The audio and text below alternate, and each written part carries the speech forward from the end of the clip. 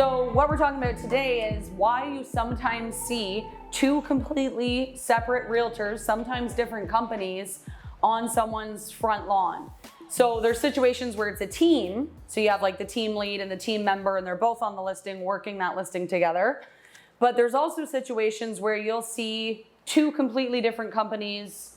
People always ask me, why are there two signs on that front lawn? And there could be many different reasons for that. So sometimes what will happen is, I've dealt with this a lot, where there's a divorce situation and say, the ex-wife wants to use me, the ex-husband wants to use his friend.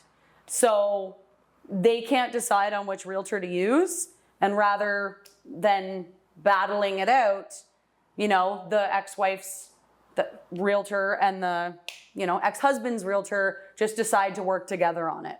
So they both represent the parties. One realtor maybe will keep communication with the husband or the ex-husband, and the other one might keep the communication with the ex-wife, but they work together to get the house sold. They usually both market the house. They both, come together when an offer comes in to discuss things and strategy and that sort of thing. But that's sometimes the reason. There's other reasons too, where, for example, somebody might want to use their realtor that lives out of town because they have a relationship with that person, but they know that hiring a local agent might be better. So then they have their friend that they trust and like from out of town pair up with a local realtor in the city that the house is for local exposure, and both of those people work together on the listing. Those are a couple of examples.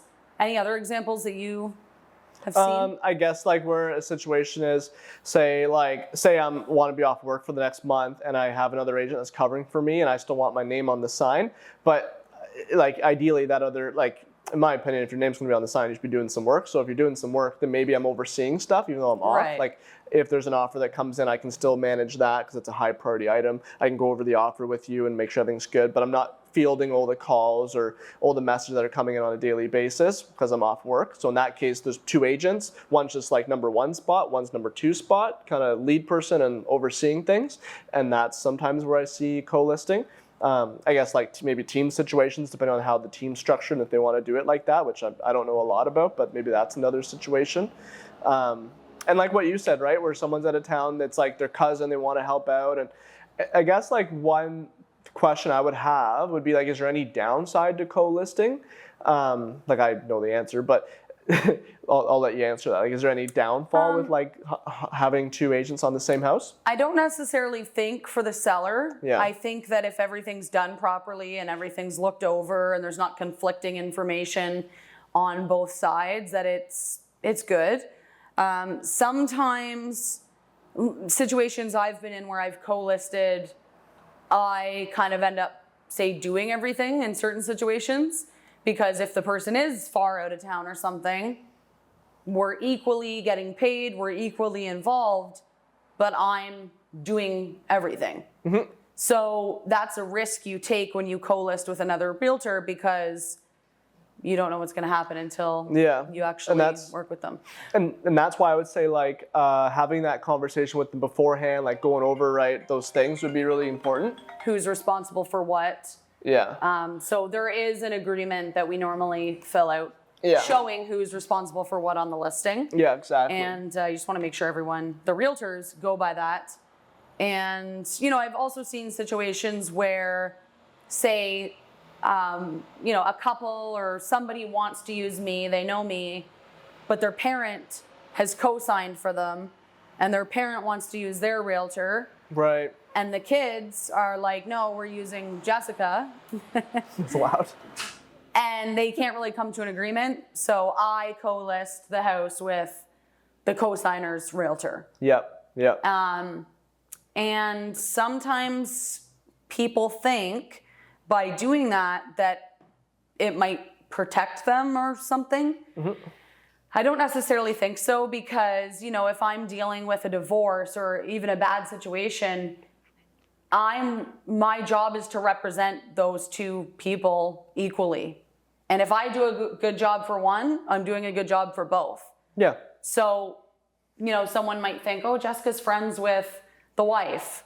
She'll just do a good job for her, but not him. It's like, that's not even a thing in my mind. Yeah, it doesn't make any sense. And that's not even possible. Yeah, you both want the same outcome. We all want the same outcome. What benefits them benefits me. And if I do a good job for, say, her, it's going to benefit him too. That's just how it works out. And at the end of the day, it's my business and reputation. So I want to do the best job for everybody. Yeah. It doesn't matter what I think or if I know them or whatever. If I like the girlfriend more or whatever, that's all set aside. But it's a good point. Like, if, say, you are to do what's best for the girlfriend, what's best for her? She probably wants the house sold. Same with him. Right. Most amount of money. Same with him. Like, everything's going to be the exact same. Right. It's not like there's competing interests, really. I would say that, like, with co-listing, there's no downside then to co-listing for the most part, as far as I know. When you're selling a house, like having multiple agents on the side and helping you, 2 heads can be better than 1. I think it's actually beneficial in a lot of ways to do it, just as long as on the back end between the real estate agents, how they split their activities and even their compensation, that they're on the same page. Right, that's not really the seller's problem. And that has that's nothing something to do with the public. Yeah, exactly, right? And maybe the seller will want to know or be privy to like how they're going to split things up, which can be important if it is mom and dad who's realtors in Kingston and their son's selling their house and the son wants to hire so-and-so. Jessica Yates here, bad choice. Just kidding, I'm just joking. Great choice. And wants to hire Jessica Yates and then use this other agent too. Then maybe the parents and the son want to know how will you guys split up your roles. That makes sense, but like, they're on the same page, there's double the exposure, they're like, if you're busy, the agent can handle that call or the offer, like you can bounce off each other.